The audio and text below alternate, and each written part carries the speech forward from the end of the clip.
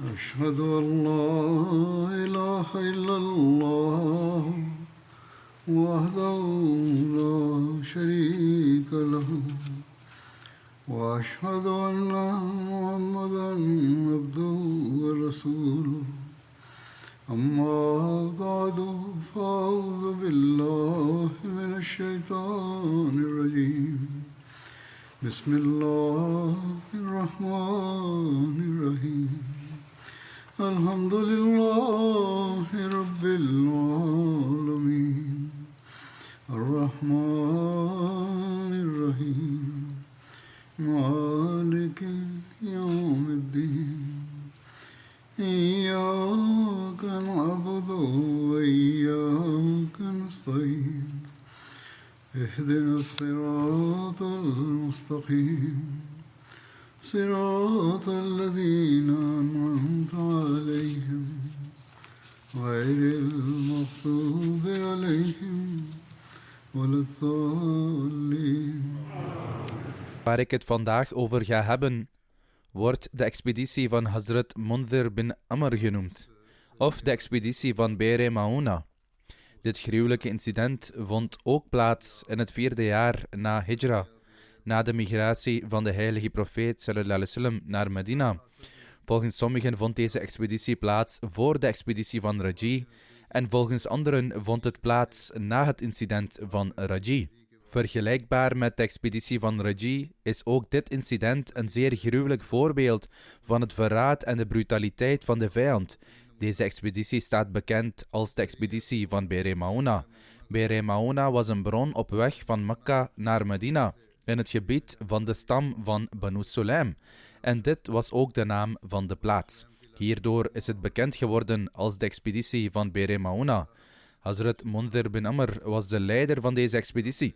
En als zodanig wordt het ook wel de expeditie van Hazrat Mundhir bin Amr genoemd. Bovendien wordt het ook Sariyat al-Qura genoemd. Alle metgezellen die op pad gingen voor de expeditie van Be'r Mauna waren jong. En aangezien zij reciteerders van de heilige Koran waren, noemden mensen hen Qura.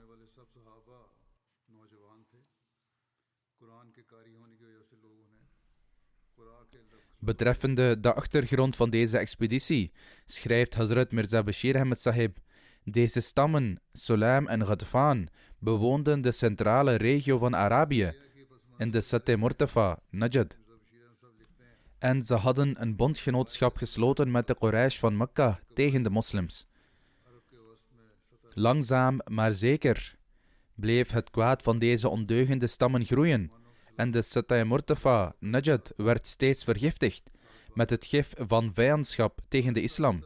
Als zodanig, in de dagen die we nu beschrijven, presenteerde een persoon genaamd Abu Bara Amri, die een leider van de stam was, gelegen in Centraal-Arabië, bekend als de Banu Amir, zichzelf voor de heilige profeet sallallahu alaihi wasallam om hem te ontmoeten.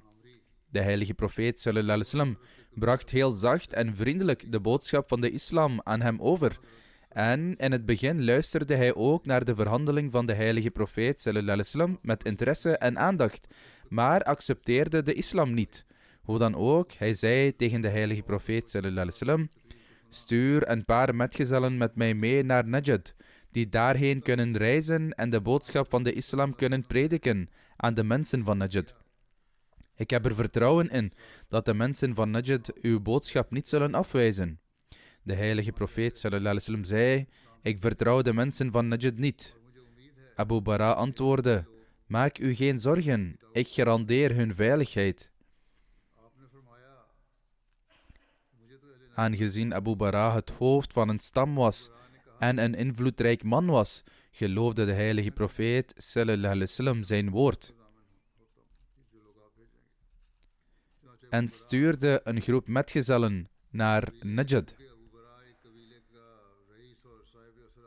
Dit is de overlevering zoals het door de geschiedenis wordt vermeld. Het is overgeleverd in Bukhari dat een paar mensen uit de stammen Reel en Zaghwan enzovoort, die takken waren van de beroemde stam die bekend staat als de Banu Sulaim. Zij presenteerden zichzelf voor de heilige profeet sallallahu alaihi wasallam en beweerden de islam te aanvaarden. Toen verzochten ze om een paar mannen met hen mee te sturen, om hen te helpen tegen de mensen van hun natie, die vijanden van de islam waren. Er wordt niet nader ingegaan op de aard van de hulp die zij vroegen, missionair of militair. Hierop stuurde de heilige profeet sallallahu alaihi wasallam dit gezelschap op pad. Helaas, met betrekking tot de details van Be'r Mauna.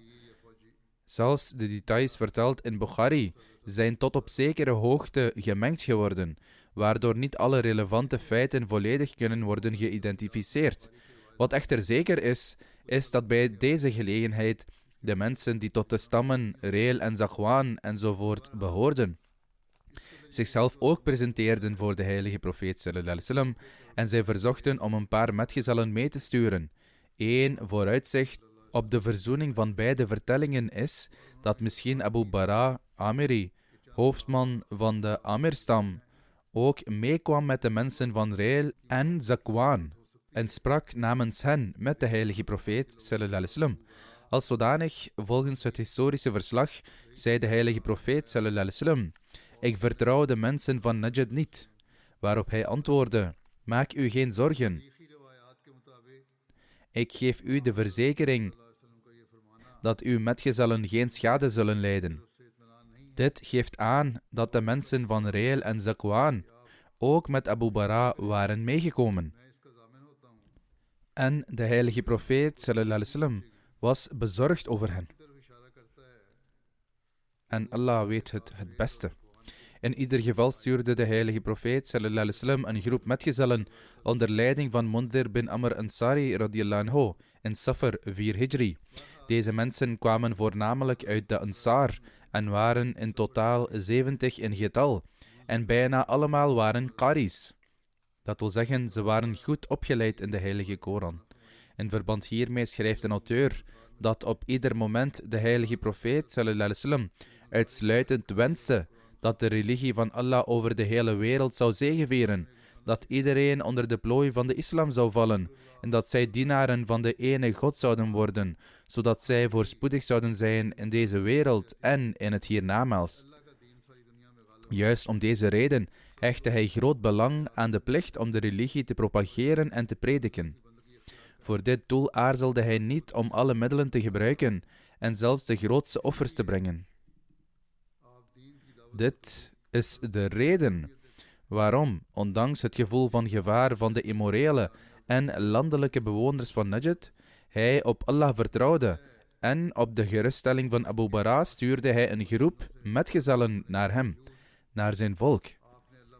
Hij heeft deze maatregelen genomen om slechts de plicht van het propageren en prediken te vervullen en om de gezegende taak van het verspreiden van de boodschap van de islam vooruit te helpen. Hoe dan ook, Hazrat Munzir bin Amr, commandant van het leger, vertrok samen met Mutalib Sulami, de gids van Banu Sulaim. Toen ze Be'r Mauna bereikten, sloegen ze hun tenten op en lieten hun paarden achter om te grazen, onder toezicht van Hazrat Amr bin Umayya Damri radiyallahu anhu. Harith bin Simba vergezelde hem. Ibn Hisham heeft geschreven dat het Mundhir bin Muhammad was in plaats van Harith. In verband met deze expeditie is er sprake van een brief die de heilige profeet sallallahu alaihi wasallam aan Amr bin Tufail schreef. De details hiervan zijn dat de heilige profeet sallallahu alaihi wasallam een brief gericht aan Amr bin Tufail overhandigde aan een groep metgezellen. Hij was de neef van Abu Bara Amir bin Malik en een van de meest arrogante en hooghartige leiders van Banu Amr. Zijn verhaal is dat hij de waarheid herkende van de aanspraak van de heilige profeet sallallahu alaihi wasallam in zijn hart. En hij wist heel goed dat de heilige profeet sallallahu alaihi wasallam spoedig zou zegevieren en controle zou krijgen over het hele Arabische land.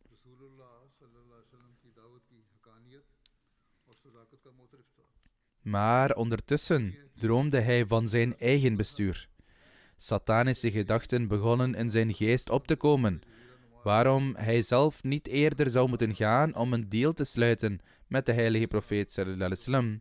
Daarom ging hij naar hem toe en zei: Ik geef u de keuze dat u over de Bedouinen regeert en ik over de stadsbewoners. Of dat ik na u uw opvolger en plaatsvervanger word. Anders zal ik tegen je vechten met een leger van 1000 rode en gouden paarden en 1000 kamelen van Ghatfan. Hij presenteerde 3 voorwaarden. De heilige profeet sallallahu alaihi wasallam verwierp deze onwetende eisen van Amr bin Tufail. Hij accepteerde er niets van. Dus keerde hij zonder succes terug. In het licht van het incident van Be'r Mauna achtte de heilige profeet sallallahu alaihi wasallam het gepast om hem uit te nodigen tot de islam.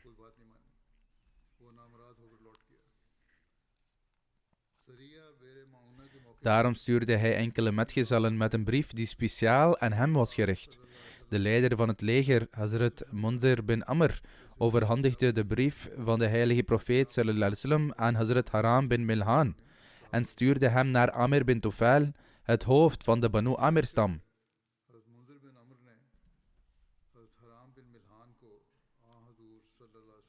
Het is opgenomen in verband met het meenemen van deze brief door Hazrat Haram bin Milhan dat hij 2 metgezellen bracht, van wie er 1 mank liep in zijn been.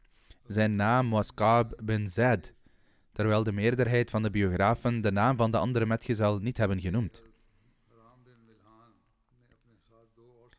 Niettemin, in het hoofdstuk over de expeditie van Raji in Fathul Bari, een commentaar van Sahih al-Bukhari, staat er geschreven in de details van dit incident dat de naam van de andere metgezel Mundhir bin Muhammad was. In ieder geval gingen ze met z'n 3 op pad. Hazrat Haram had zijn 2 metgezellen vanaf het begin geïnstrueerd: blijf dicht bij mij, ik zal naar hem toe gaan. Als hij mij veiligheid geeft, dan is alles goed. Maar als ik word gedood, moeten jullie allebei terugkeren naar je metgezellen.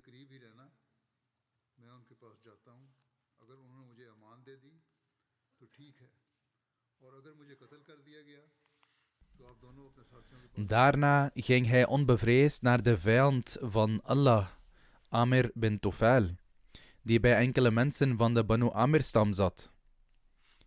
Haram sprak hen allemaal toe en zei: geef je mij veiligheid als ik jou de brief van de boodschapper van Allah sallallahu alaihi wasallam overbreng? Ze zeiden: ja, wij geven jou een veilig toevluchtsoord. Haram begon met hen te praten. Musa bin Uqba vertelt dat Haram op het punt stond de brief van de heilige profeet sallallahu alaihi wasallam voor te lezen.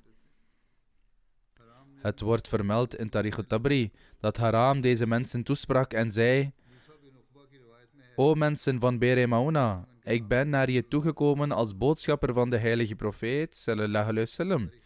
Ik zweer dat er geen God is dan Allah. En Mohammed sallallahu alaihi wasallam is zijn dienaar en boodschapper. Je moet in Allah en zijn boodschapper sallallahu alaihi wasallam geloven. Deze gezegende dialoog van Haram vond plaats toen de daar aanwezige mensen hun corrupte innerlijken blootlegden. Ze gebaarden naar een van hun mannen, die snel achter de rug van Haram ging staan en hem aanviel met zijn speer, die door zijn lichaam ging. Het staat in een andere overlevering dat Haram de brief nam en naar Amr bin Tufail ging, maar deze despoot las de brief niet eens en viel hem aan, waardoor hij werd gemarteld. Niettemin, toen er geruime tijd was verstreken en Haram niet terugkeerde, gingen de moslims naar hem op zoek. Na vooruit te zijn gegaan, kwamen ze oog in oog te staan met een bataljon dat hen kwam aanvallen. Ze omsingelden de moslims. De vijanden waren in de meerderheid. De strijd volgde en de metgezellen van de heilige profeet sallallahu alaihi wasallam werden gemarteld. De vermelding van het martelaarschap van Hazrat Amr bin Fuhaira tijdens deze expeditie wordt gevonden in dergelijke woorden. Hij was de vrijgelaten slaaf van Hazrat Abu Bakr radiyallahu anhu. Hij had ook de eer van het migreren met de heilige profeet sallallahu alaihi wasallam en Hazrat Abu Bakr naar Medina. Hij werd ook gemarteld tijdens Be'r Mauna. Toen ze daar werden aangevallen en Hazrat Amr bin Umayya Damri werd gevangen genomen, vroeg Amr bin Tufail hen wie dit was, verwijzend naar een vermoorde persoon.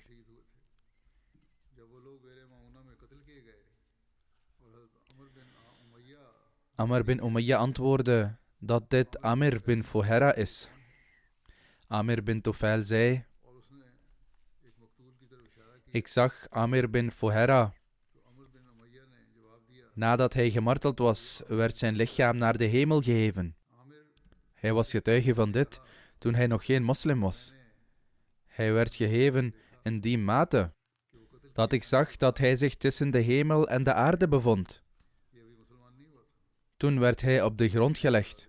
De heilige profeet sallallahu alaihi wasallam ontving dit nieuws en de heilige profeet sallallahu alaihi wasallam vertelde de metgezellen over hun martelaarsdood en zei: je broers zijn gemarteld. En zij baden tot hun Heer: vertel onze broeders over ons, dat wij tevreden waren met u en u tevreden was met ons. Dus Allah de Almachtige vertelde hen hierover. Dit is een overlevering van Sahih al-Bukhari. Er bestaat oneenigheid over wie Hazrat Amir bin Fuhaira heeft gemarteld. Sommige overleveringen stellen dat Amir bin Tufail hem martelde, terwijl een andere overlevering ons vertelt dat Jabbar bin Salama hem martelde. Tijdens het vermelden van het incident van het gemarteld worden van Hazrat Amir bin Fuhaira schrijft Hazrat Muslih Maud radiyallahu anhu: dus de islam bloeide niet door het zwaard. Het gebeurde eerder via de hoge morele leringen die de harten doordrongen. En het veroorzaakte een enorme verandering in de moraal van het volk. En metgezel zei dat de reden dat hij de islam accepteerde was dat hij een gast was onder de mensen die de 70 qaris op verraderlijke wijze martelden. Dit waren huffaz, die de hele heilige Koran uit hun hoofd hadden geleerd. Toen ze een aanval op de moslims lanceerden, hadden sommigen van hen een heuveltop beklommen, terwijl anderen klaar stonden om te vechten. Aangezien de vijanden, de moslims die ongewapend en weerloos waren, ruimschoots in aantal overtroffen, overmeesterden ze de moslims en doden ze één voor één. Uiteindelijk bleef er maar één metgezel over, die de heilige profeet sallallahu alaihi wasallam had vergezeld tijdens de migratie en die de vrijgelaten slaaf van Hazrat Abu Bakr was, wiens naam Amir bin Fuhaira was. Er waren veel vijanden nodig om hem neer te halen en een van hen stak een speer door zijn borst. Toen de speer doordrong, sprak hij spontaan de woorden: ik zweer bij de Heer van de Kaaba, ik ben voorspoedig geweest. De persoon die dit incident vertelde, was op dat moment geen moslim. Hij vertelt: toen ik deze woorden hoorde, bleef ik verbaasd achter. Ik dacht bij mezelf, deze man is ver verwijderd van zijn vrouw en zijn kinderen en verkeert in zo'n beproeving waarbij een speer door zijn borst is gestoken. Toch is het enige wat hij stervende zei: ik zweer bij de Heer van de Kaaba, ik ben voorspoedig geweest. Is deze persoon gek? Daarom vroeg ik anderen waarom hij zulke woorden had gesproken. Ze antwoorden: weet je niet dat deze moslims inderdaad gek zijn? Wanneer zij sterven op de weg van Allah de Almachtige, geloven ze dat God tevreden over hen is en dat ze hun doel hebben bereikt. Hij zegt: dit had zo'n diepgaand effect op mij dat ik besloot hun hoofdkwartier te gaan bezoeken, om zelf hun religie te bestuderen. Daarom bereikte ik Medina en toen ik over haar dus de leringen van de islam hoorde, heb ik de islam geaccepteerd. Deze metgezellen hebben over dit incident verklaard dat bij dit incident een man met een speer werd gedood. Hij was ver weg van zijn geboorteplaats en familie. Toch waren de woorden die uit zijn tong vloeiden: ik zweer bij de Heer van de Kaaba, ik ben voorspoedig geweest. Dit had een diepgaand effect op die persoon, dat telkens wanneer hij het incident vertelde, zijn lichaam plotseling trilde en zijn ogen van tranen stroomden wanneer hij het gedeelte zou bereiken waar de woorden Fuztu wa Rabbil Kaaba werden uitgesproken. Dus Hazrat Muslih Maud radiyallahu anhu schrijft dat de islam zich verspreidde vanwege zijn schoonheid en niet door geweld. Ten tijde van het martelaarschap van Hazrat Amir bin Fuhaira zijn beide uitspraken Fuztu wa Rabbil Kaaba En fusto, wallah, in de vertellingen vermeld. Deze woorden werden ook door andere metgezellen geuit. In verband hiermee zegt Hazrat Musleh Maud radiyallahu anhu, door het bestuderen van de geschiedenis vernemen we dat de metgezellen oorlog zouden voeren, alsof hun martelaarschap hen vrede en tevredenheid zou brengen.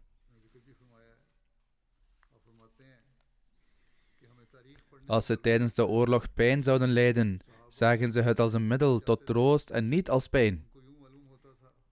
Dus in historische verslagen vinden we talloze voorbeelden waarin blijkt dat de metgezellen dachten dat gedood worden op de weg van Allah voor hen een bron is van tevredenheid. Bijvoorbeeld de Hufaz, die naar een stam richting Centraal-Arabië werden gestuurd met het doel de islam te verspreiden. Onder hen was Haram bin Milhan radiyallahu anhu. Toen hij Amr bin Tufail ging ontmoeten, de leider van de Amr-stam, bleef de rest van de delegatie achter. Aanvankelijk verwelkomden Amr bin Tufail en zijn stamleden hem openlijk uit hypocrisie. Maar zodra hij ging zitten en zich op zijn gemak voelde en begon te prediken over de islam, wezen sommige ondeugende personen naar een ellendig individu. En hij viel Haram bin Milhan van achteren met een speer aan, waardoor hij viel. Toen hij viel, lagen de volgende woorden op zijn lippen. Dat wil zeggen, bij de Heer van de Kaaba, ik heb de verlossing bereikt. Vervolgens omsingelden deze kwaadaardige individuen de overgebleven metgezellen en vielen ze aan. Amr bin Fuhaira, de vrijgelaten slaaf van Abu Bakr, die bij de heilige profeet sallallahu alaihi wasallam was tijdens de migratie, was ook een van deze groep metgezellen. In feite heeft zijn moordenaar, die later de islam accepteerde, verklaard dat de reden waarom hij de islam accepteerde, was dat op het moment dat hij Amr bin Fuhaira vermoordde, Amr spontaan zei, dat wil zeggen, bij God, ik heb mijn doel bereikt. Deze incidenten bewijzen dat in plaats van een bron van verdriet te zijn voor de metgezellen, was de dood een bron van geluk. Jabbar bin Salama, de persoon die Amr bin Fuhaira martelde, accepteerde later de islam. Hij zegt, hetgene wat mij naar de islam trok, was dat op de dag van Be'er Mauna ik een speer richtte en gooide tussen de schouders van Amr bin Fuhaira.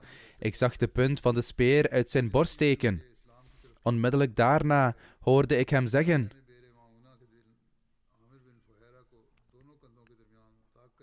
Fusto wallah, bij Allah, ik ben geslaagd. Deze woorden vielen in mijn oren en raakten in mijn hart gegrift. Ik begon na te denken over wat deze woorden betekenden. Wat voor soort succes had hij behaald? Want ik had hem net vermoord.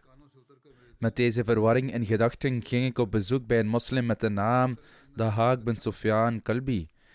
Ik heb hem het hele incident verteld en ik informeerde naar de betekenis van deze woorden. Hij vertelde me dat dit succes betrekking had op het bereiken van het paradijs. Toen ik dit hoorde, zei ik, bij God, het is hem echt gelukt. Hij nodigde mij uit om de islam te aanvaarden en dus accepteerde ik de islam. Met betrekking tot de expeditie van Be'er Mauna schrijft Hazrat Mirza Bashir Ahmed Sahib radiyallahu anhu, toen deze mensen een plaats bereikten die bekend staat als Be'er Mauna, die zo genoemd werd vanwege een waterput, ging een persoon genaamd Haram bin Milhan, die de oom was van Anas bin Malik, met de boodschap van de islam naar Amr bin Tufail, die het hoofd was van de Amr-stam, en de neef van vaderskant van Abu Bara Amiri.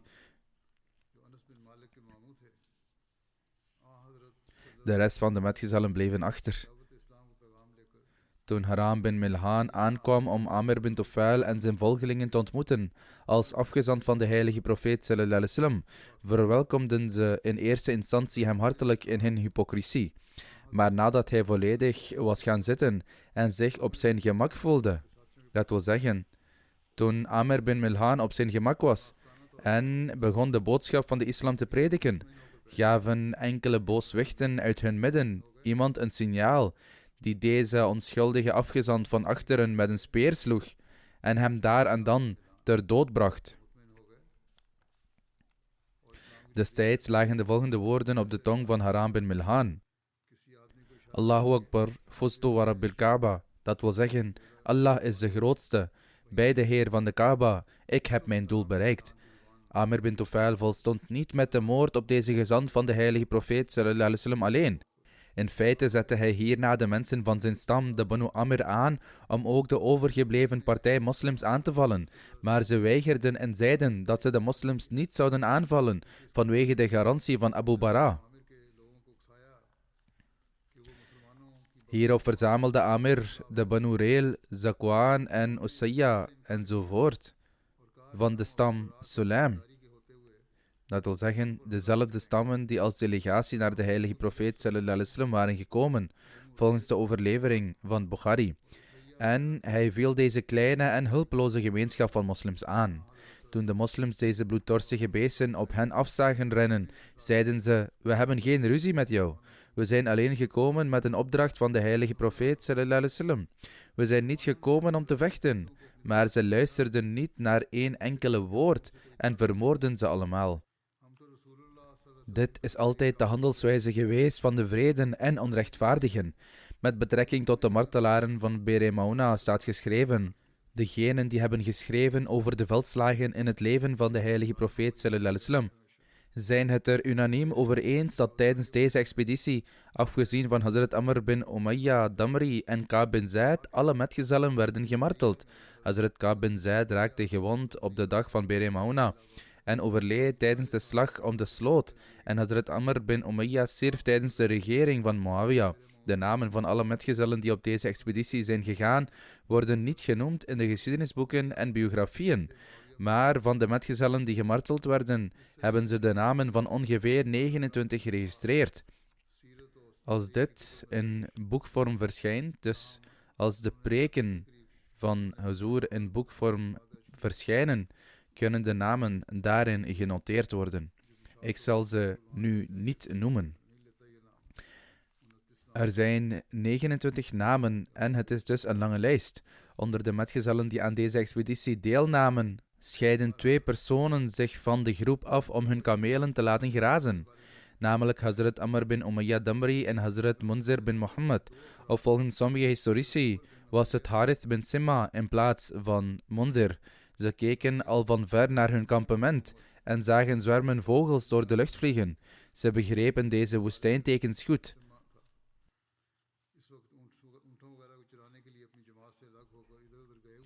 Ze merkten meteen dat er een gevecht gaande was.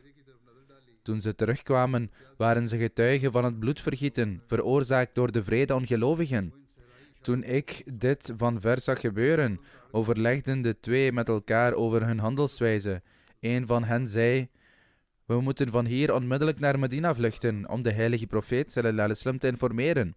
De ander was het daar echter niet mee eens en zei: ik zal niet van de plaats vluchten waar onze commandant Munzir bin Amr werd gemarteld. Dus hij ging door, vocht en werd gemarteld.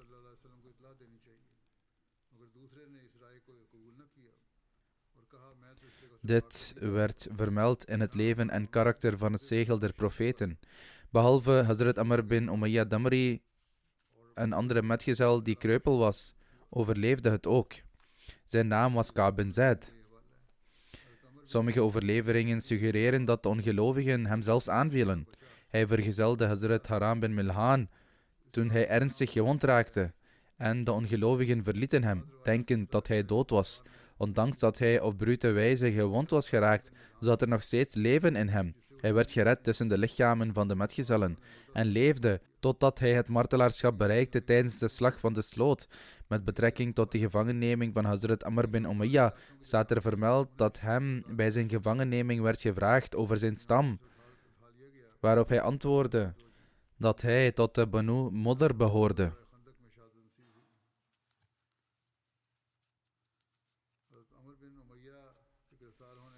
Hierop pakte Amr bin Tufail hem vast en knipte het haar dat zijn voorhoofd bedekte. Hierna bevrijdde hij hem namens zijn moeder, die een eed had afgelegd om een slaaf te bevrijden. Toen de Arabieren gevangenen zouden maken, knipten ze het haar van het voorhoofd van degenen die ze besloten te bevrijden en een gunst te verlenen.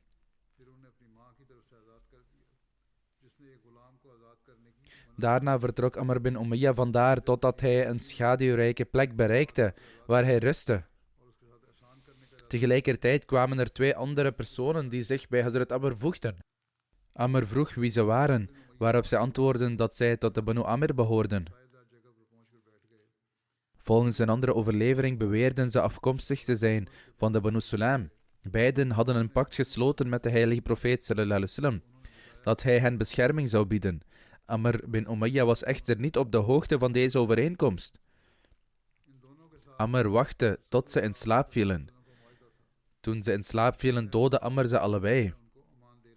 Destijds dacht hij alleen maar dat door ze te doden, hij de metgezellen die waren gemarteld door de Banu Amr had gewroken.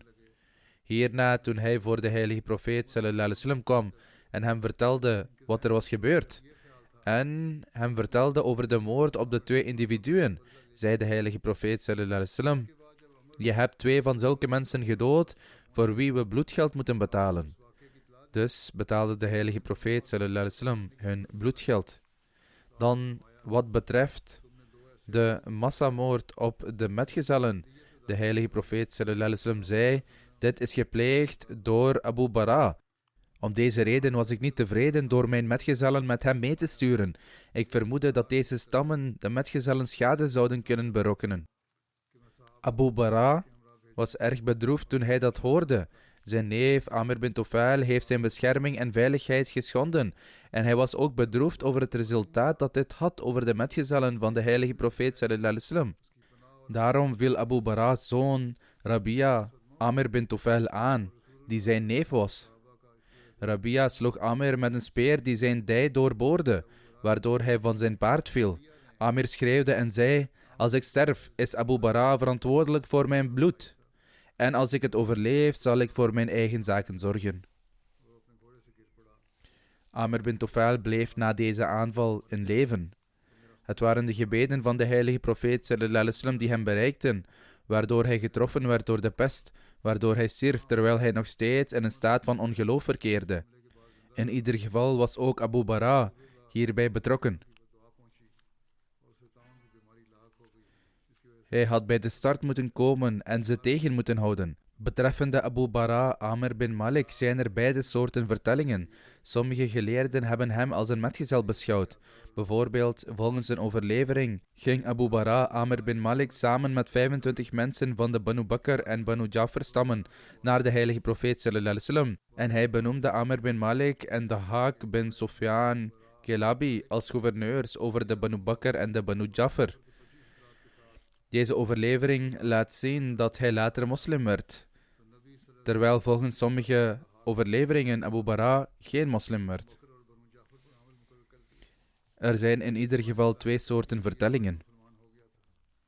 Hazrat Mirza Bashir Ahmed Sahib schrijft in dit verband: de heilige profeet sallallahu alaihi wasallam en zijn metgezellen ontvingen nieuws over de incidenten van Raji en Bere Mauna,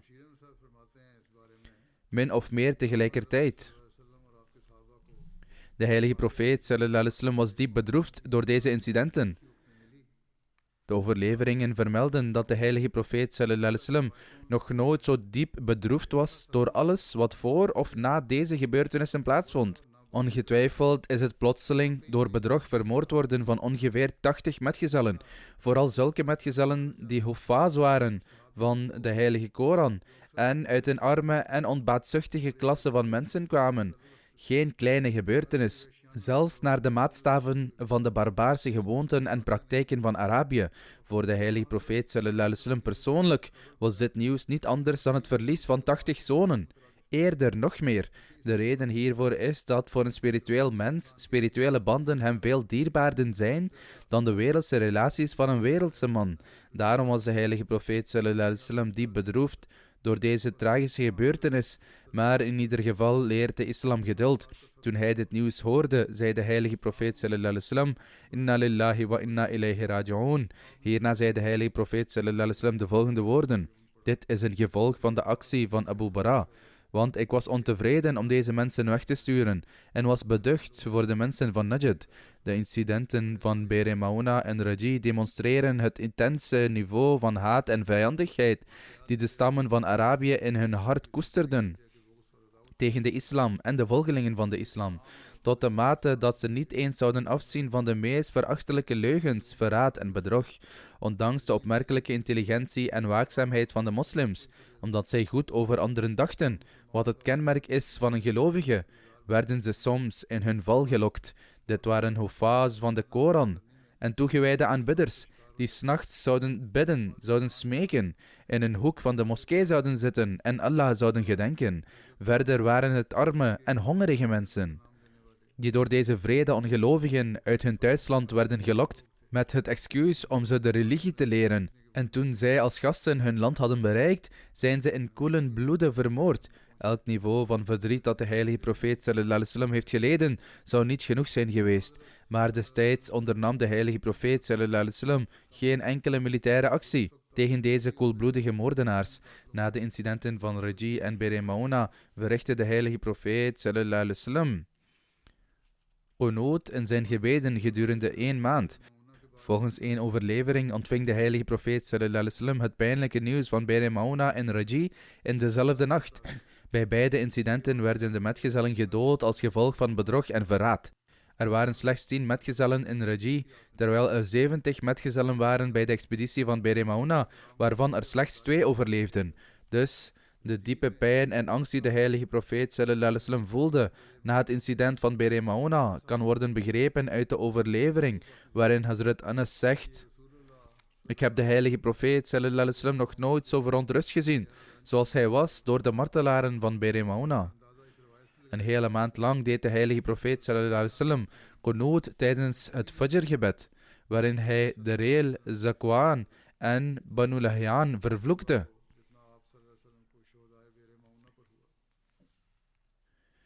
Hazrat Anas bin Malik vertelt dat de heilige profeet sallallahu alaihi wasallam een maand lang bad tegen de Reel en Zakwan stammen. De woorden van dit gebed zijn als volgt opgenomen in Sahih al-Muslim. O Allah, stuur uw vloek over Reel en Zakwan en op Usayya, die ongehoorzaam waren aan Allah en zijn boodschapper. Mogen Allah de Almachtige genade hebben met de Ghifar-stam en mogen Allah de Aslam-stam veilig houden.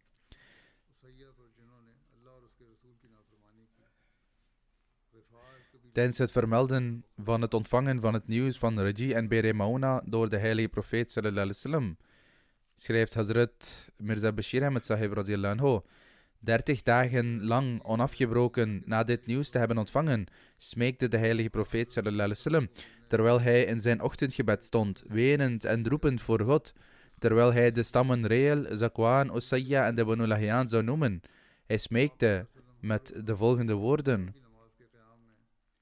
O onze meester, heb medelijden met ons en houd de handen van de vijanden van de islam tegen, die meedogenloos en hartstochtelijk het bloed van onschuldige moslims vergieten, met de bedoeling dat uw religie uitgeroeid kan worden.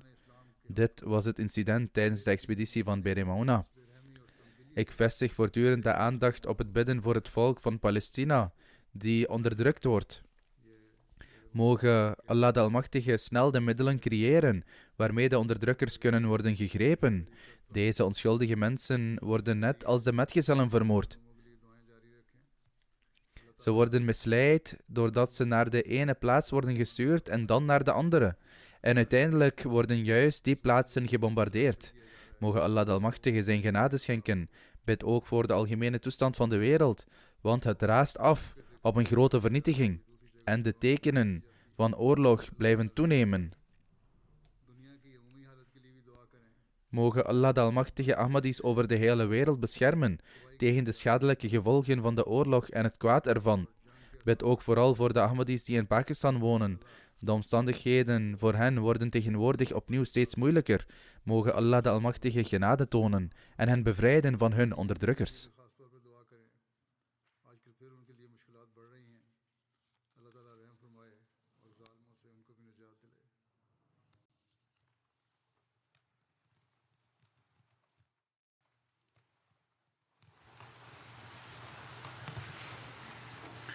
Alhamdulillah, alhamdulillah, nahmaduhu wa nasta'inuhu wa nastaghfiruhu ونؤمن به ونتوكل عليه ونعوذ بالله من شرور أنفسنا ومن سيئات أعمالنا من يهده الله فلا مضل له ومن يضلل فلا هادي له ونشهد أن لا إله إلا الله ونشهد أن محمدا عبده ورسوله عباد الله رحمكم الله إن الله يأمر بالعدل والإحسان وإيتاء ذي القربى وينهى عن الفحشاء والمنكر والبغي يعظكم لعلكم تذكرون اذكروا الله يذكركم وادعوه يستجب لكم ولذكر الله أكبر